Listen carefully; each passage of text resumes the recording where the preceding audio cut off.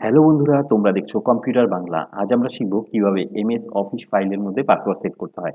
চলো শুরু করা যাক। এই যে ফাইলগুলো দেখতে দেখতে পাচ্ছি, এই ফাইলগুলো যদি চাই আমরা যে পাসওয়ার্ড দিয়ে সেভ করে রাখবো, তো ওপেন করতে গেলে পাসওয়ার্ড যাবে। তো সেক্ষেত্রে আমরা কি করব দেখে নেওয়া যাক। প্রথমে আমরা এমএস ওয়ার্ড ওপেন করে নিচ্ছি। এখানে কোনো কিছু লেখার পর সেভ করতে গেলে আমরা অফিস বাটনে যাব, সেভ অ্যাজ অপশনে ক্লিক করব। সেভ অ্যাজ অপশনে ক্লিক করার পর এখানে একটা ফাইলের নাম দিয়ে দিচ্ছি আমরা। ফাইলের নাম দিয়ে এবার পাসওয়ার্ড সেট করতে গেলে আমাদের যেতে হবে টুলস অপশনে। টুলস অপশনে ক্লিক করার পর জেনারেল অপশনে যেতে হবে। জেনারেল অপশনে গিয়ে এখানে পাসওয়ার্ড টু ওপেন অপশনে ক্লিক করতে হবে। এখানে আমাদের পাসওয়ার্ডটা দিতে হবে। তো আমরা 1 2 3 পাসওয়ার্ড দিয়ে দিচ্ছি, তারপর করে দিচ্ছি ওকে। ওকে করার সঙ্গে সঙ্গেই আসবে রি enter password to open.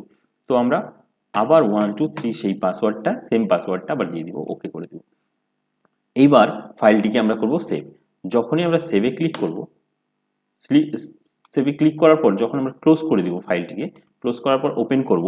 Open করার ক্ষেত্রে কিন্তু এবার আমাদের পাসওয়ার্ড দরকার হবে ওপেন করতে গেলে ফাইলটি। যে পাসওয়ার্ডটা দিয়ে আমরা সেভ করলাম, সেম পাসওয়ার্ডটা যদি এখানে দিয়ে দিই, তাহলে আমাদের ফাইলটি কিন্তু ওপেন হবে। তো এইভাবে যে কোনো এমএস অফিস ফাইলের মধ্যে পাসওয়ার্ড সেট করা যায়। তো ভিডিওটি যদি ভালো লেগে থাকে তাহলে অবশ্যই লাইক করবে এবং পরের ভিডিওগুলির আপডেট পেতে চ্যানেলটিকে সাবস্ক্রাইব করে পাশে আসা বেল আইকনটিতে প্রেস করে রাখবে। ধন্যবাদ।